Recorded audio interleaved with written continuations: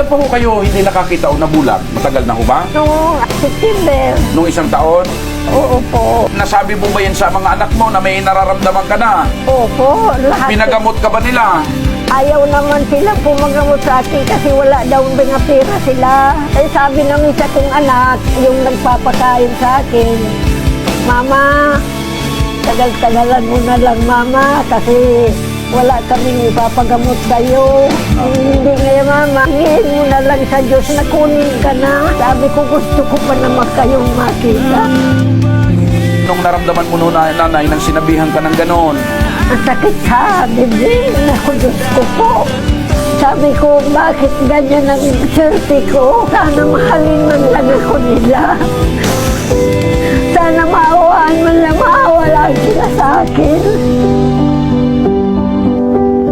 Iyan ang kinananalangin ko sa Diyos.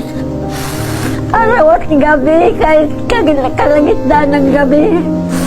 Nakaupo lang ako, humihingi ako ng tulong sa Diyos. Sana bigyan sila ng linaw na isip. Mahalin lang ako nila.